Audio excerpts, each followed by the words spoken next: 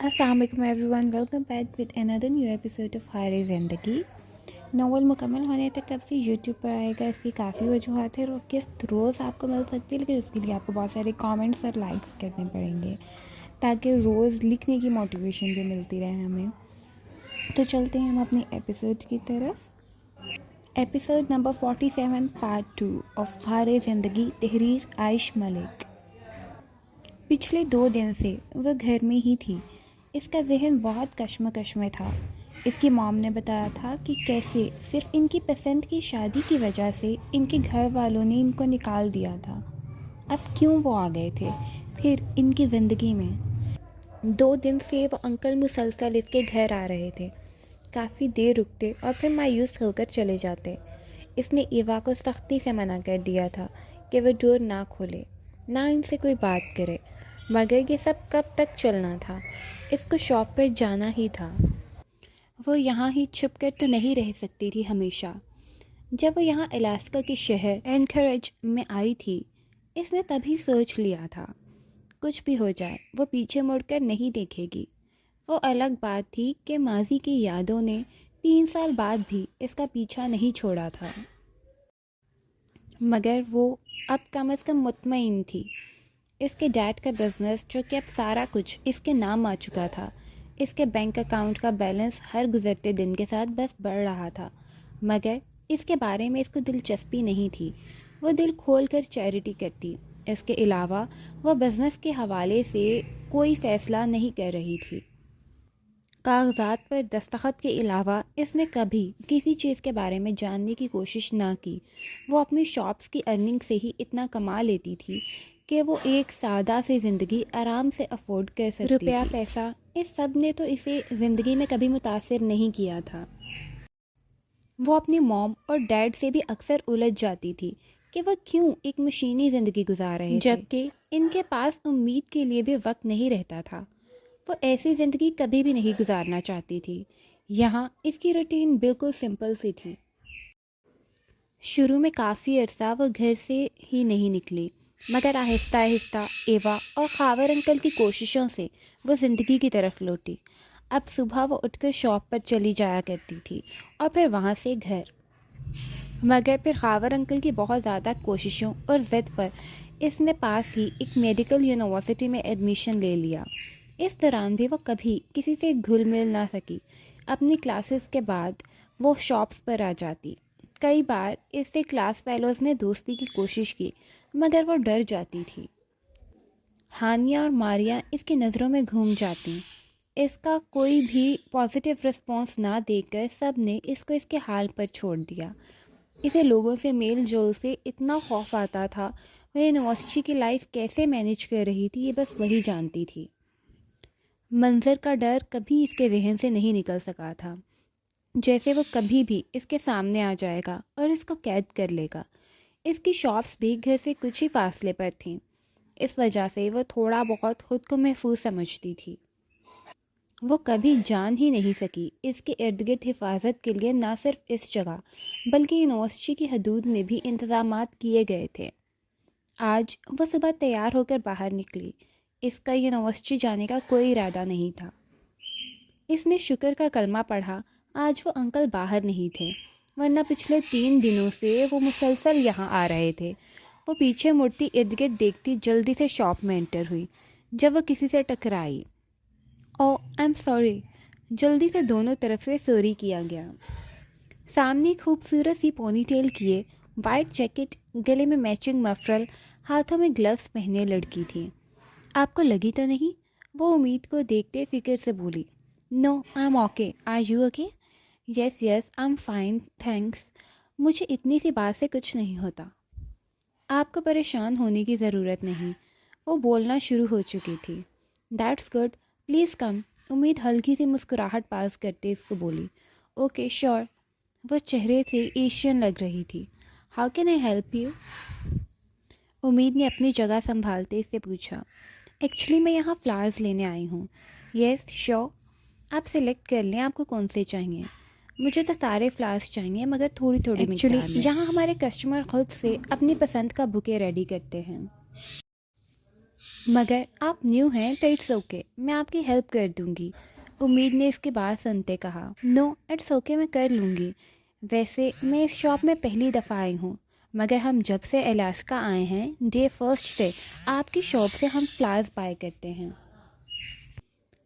Then you must be new here in Alaska, Umeed نے اس بات میں سر ہلاتے مسکراتے ہوئے کہا۔ نو، کس نے کہا کہ ہم نیو ہیں؟ ایسا تو بالکل نہیں ہے، انفیکٹ ہم یہاں 3 سال سے ہیں اور ہمارے گھر میں کھانا تو مس ہو سکتا ہے مگر آپ کی شاپ کے فلاورز نہیں۔ Oh that's an honour for me, امید کو وہ کافی باتونے لگی۔ آپ یہاں کی آنر ہیں؟ اپنی عقل کے مطابق اس نے سوال کافی لیٹ کیا تھا۔ اس لڑکی نے فوراً شاپ کو دیکھتے اس کی طرف مڑتے پوچھا۔ امید نے اس کو دیکھتے ہاں میں سر ہلایا، وہ ساتھ ساتھ اپنا کام بھی دیکھ رہی تھی۔ You are so pretty by god, اس نے چمکتی آنکھوں سے امید کو فوراً سے کمپلیمنٹ دیا۔ امید کو وہ 19-20 سال کی لڑکی بہت کیوٹ لگی جو ایسے بات کر رہی تھی جیسے اس کو کتنے وقت سے جانتی ہو۔ یو آر سویٹ ٹو، اس نے بھی جواب دیا۔ اس نے بھی جواب میں کہا، ہے نا، دادا بھی کہتے ہیں بہت سویٹ ہوں۔ او دادا سے یاد آیا، میں تو فلاورز لینے آئی تھی، وہ ہلکا سا اپنے سر پر ہاتھ مارتے بولی۔ آپ کو پتہ ہے میرے دادا کو آپ کی شاپ کے فلاورز اتنے پسند ہیں، اتنے پسند ہیں، ہم جس دن الاسکا آئے اسی دن سے آپ کی شاپ کے تمام قسم کے فلاورز کو وہ خریدتے ہیں، وہ ایکسائٹیڈ سی ہو کر بولی۔ امید کو یہ سن کر حیرت ہوئی، اس کے بہت سے کسٹمر ریگولر تھے مگر ایسا کوئی کلائنٹ نہیں تھا جو 3 سال سے ریگولر ہو۔ اس کے نوٹس میں تو ایسا کچھ نہیں تھا۔ شاید یہ لڑکی جذباتی پن میں زیادہ بول گئی تھی۔ کیا آپ کے دادا خود فلاورز خریدنے آتے ہیں؟ نہیں، وہ بہت بزی ہوتے ہیں، اس نے آگے ہوتے سرگوشی میں کہا، ایسے جیسے کوئی بہت بڑا راز ہو۔ پھر پیچھے ہوئی، ان کے کچھ امپلائیز ہیں، یہ ڈیوٹی ان کی ہے، زیادہ تر آن لائن آرڈر بھی کرتے ہیں۔ اب تو مجھے بھی ان فلاورز کی اتنی عادت ہو گئی ہے کہ پچھلے 3 دنوں سے فلاورز نہیں آئے تو میں خود لینے آ گئی۔ آپ سے مل کر خوشی ہوئی، امید کو واقعی وہ اچھی لگی تھی۔ مجھے بھی۔ آپ کی یہ شاپ کب سے ہے؟ اس نے اس خوبصورت سی شاپ کو دیکھتے سوال کیا۔ 3 سال سے۔ واو، مطلب جب ہم یہاں آئے تھے تب سے ہی، وہ حیران ہوتی بولی۔ ہاں کہہ سکتے ہیں، امید بھی ہلکا سا مسکرائی۔ چلیں ٹھیک ہے، میں فلاورز لے لوں۔ وہ مزید کوئی بات کرنے کے بجائے فلاورز کی طرف متوجہ ہو گئی۔ اس کے جاتے امید نے مین ڈور کی طرف دیکھا۔ اس نے گہری سانس لی، شکر تھا آج وہ انکل نہیں آئے تھے، وہ ان سے ہرگز نہیں ملنا چاہتی تھی۔ اگلے 2 دن نارمل گزرے۔ آج وہ یونیورسٹی سے واپس شاپ پر آئی مگر جھٹکا تب لگا جب سامنے ان انکل کو اپنا منتظر دیکھا جو ایک جگہ بیٹھے اس کے موم ڈیڈ کی پکچر کو دیکھ رہے تھے۔ امید دبے پیر پلٹنے والی تھی جب اس کی ورکر نے اس کو دیکھتے بولا، گڈ ایوننگ میم۔ اس نے زور سے آنکھیں میچی۔ آذر شاہ بھی اس کی آواز پر پیچھے کو مڑے۔ امید کو سامنے دیکھتے وہ فوراً سے اٹھے۔ میں آپ کا ہی انتظار کر رہا تھا بیٹا۔ وہ پلٹی۔ ڈونٹ کال می بیٹا، آئی ڈونٹ نو یو، اس نے کچھ سختی مگر آہستہ آواز میں کہا۔ ورکر اس کو ایسے بولتے دیکھ کچھ حیران ہوئی۔ پلیز بس کچھ دیر میری بات سن لیں، آپ پھر جیسا کہیں گی ویسا ہی ہوگا، اگر آپ کہیں گے کہ میں واپس نہ آؤں تو میں کبھی نہیں آؤں گا، بس ایک دفعہ مجھے کچھ بات کرنے دیں۔ اس نے گہری سانس لی۔ اوکے میری، تم جاؤ دوسری شاپ کو دیکھو، میں یہاں مینج کر لوں گی۔ میری، اس کی بات سنتے ہی رفو چکر ہوئی۔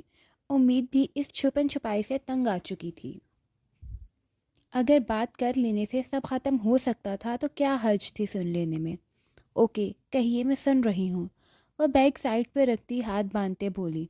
آذر شاہ نے اس کو دیکھا، وہ بہت خوبصورت تھی۔ چہرے کو اسپاٹ بنا لینے کے باوجود وہ اپنی معصومیت کو کم نہیں کر سکی۔ اس کا چہرہ آسانی سے پڑھا جا رہا تھا، صاف ظاہر ہو رہا تھا کہ وہ ڈر رہی ہے مگر کیوں وہ سمجھ نہ سکے۔ اس کی آنکھیں انہیں بالکل شاہزر شاہ کی طرح لگیں، وہ اپنے نانا اور سوم کی کاپی تھی، کہا جائے تو غلط نہیں تھا۔ کیا ہم بیٹھ کر بات کر سکتے ہیں؟ انہوں نے نرمی سے پوچھا۔ اوکے پلیز اس طرف آ جائیں۔ وہ انہیں اپنے چھوٹے سے شیشے کے بنے کیبن میں لے گئی، خود ایک صوفے پر بیٹھی اور سامنے ان کو بیٹھنے کا اشارہ کیا۔ کیا میں آپ کا نام جان سکتا ہوں بیٹا؟ امید مبین۔ اور اگر آپ میری موم اور ڈیڈ کے بارے میں جاننا چاہتے ہیں تو وہ بھی سن لیں۔ 3 سال پہلے ان کی ڈیتھ ہو گئی ہے۔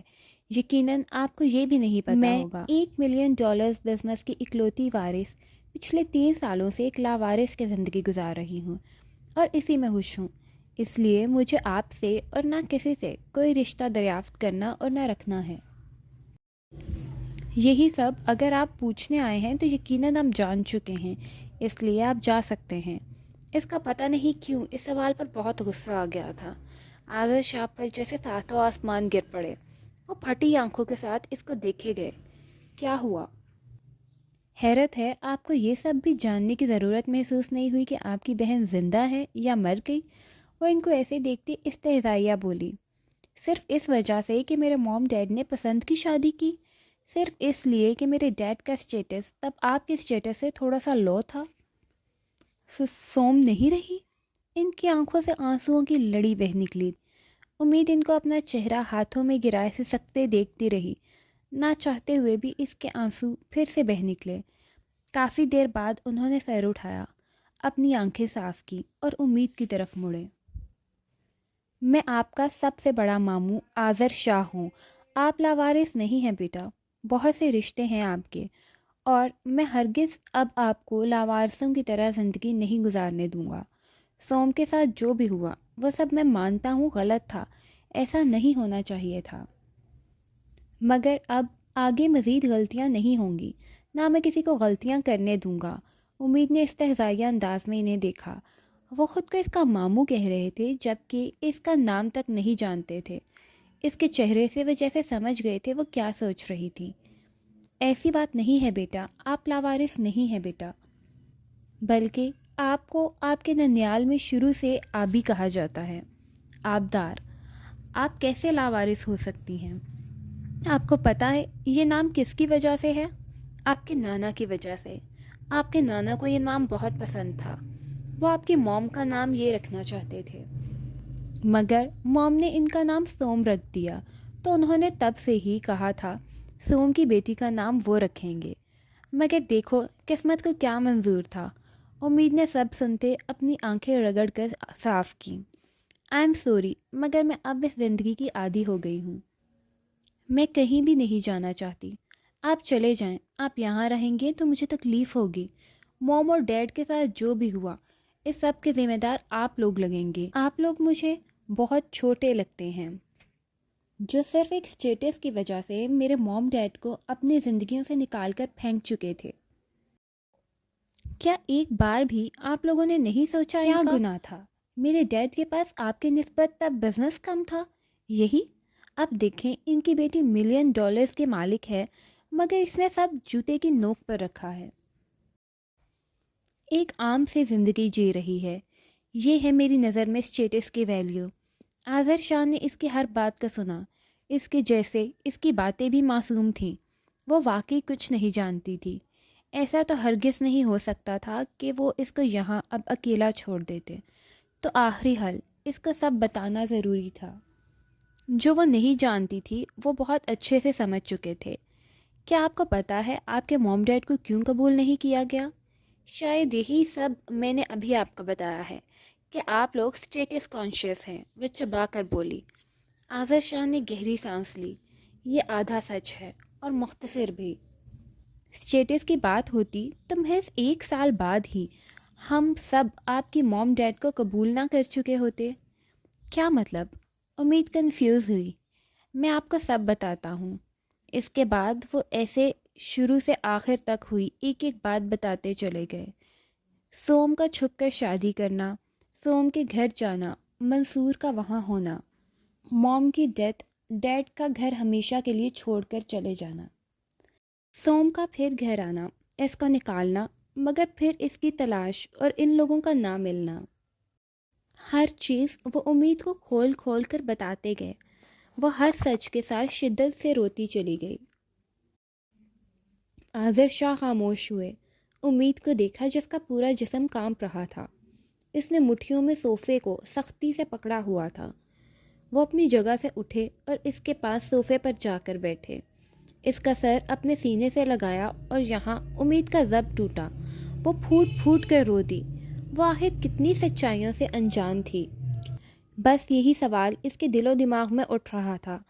آذر شاہ کی کافی کوششوں کے بعد وہ آخر کار ایک ہفتے کے ساتھ پاکستان جانے کے لیے مان گئی۔ زندگی کا فیصلہ ایک بار پھر قسمت کے بھروسے چھوڑ دیا۔ تو یہ تھی ہماری اب کے ایپیسوڈ۔ امید ہے کہ ہمارے پچھلی تمام ایپیسوڈز کی طرح آپ کو ہماری یہ ایپیسوڈ بھی بہت اچھی لگی ہوگی۔ اپنی قیمتی رائے کا اظہار ضرور کیجیے گا۔ تب تک کے لیے اللہ نگہبان۔